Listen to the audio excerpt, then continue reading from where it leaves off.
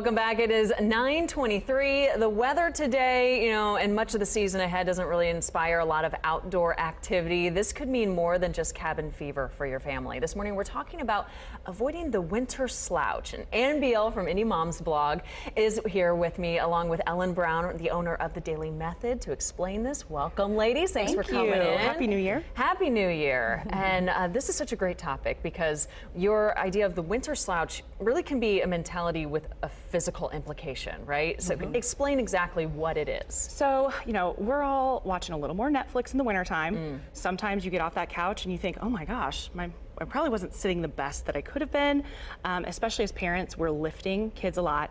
Some moms are pregnant and lifting a child they already have. And so just that mindfulness of strength in our back is such an important instrument to our body to be successful. And so, you've got lots of people also that are starting those resolutions. So we want to just keep in mind that too, because if you're injured, it's going to throw you off track. And spending all that time on the couch, you do just kind of collapse into what's comfortable, and then you go from the couch to bed, and you're the same way. Exactly. Are you especially worried about kids and the winter slouch with, they're developing?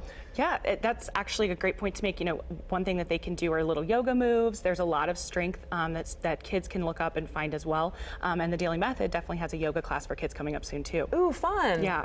That's another activity that you can do, not only to help your health, but something to get out of the house, Absolutely. right? And yet you do always think about grandma saying, straighten up, work on your posture. And there really is something to be said for spine and back health. Yes. Why is it so important? It's what supports our body, and at the Daily Method we focus a lot on neutral spine. That's the most functional position for your body. So we do rounding and extending, but strengthening around your neutral spine, since it's the healthiest way or healthiest place for your body to be, for your body to function. We focus a lot on it. And it's actually, if you just, as we're going to demonstrate, sit up tall, it's hard. It's hard to sit up straight and sit up tall all the time. So, because you don't do it as much as you should, right? Right, exactly. So, Anne, this is what we call seated neutral spine. Okay. She's just going to bend her knees and flex her feet softly. And so she's sitting up pretty straight, right? But at the Daily Method, the instructors, we walk around, we adjust. So I like to be her little wall. So I'm going to have her sit up straight and reach out through the crown of her head.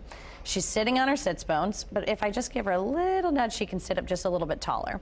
So to massage your organs, she can sit up tall as she inhales, and then exhale, take a rotation to the right, and just stay there and get all the air out. And these are things we can do at home. Absolutely. Right? Inhale, come through center. It's nice to have an extra person give you a little lift in the back, and then exhale, rotate to the left. So she's wringing out her organs, massaging her spine, strengthening her muscles around her neutral spine, and then come back through center and just even stay there. Sometimes you can place your hands into the ground to just push against to sit up a little bit taller. And if she sat there for a minute, her muscles would be really fatigued. I was going to ask, Anne, are you already feeling sore anywhere? Yes. Where do you feel it?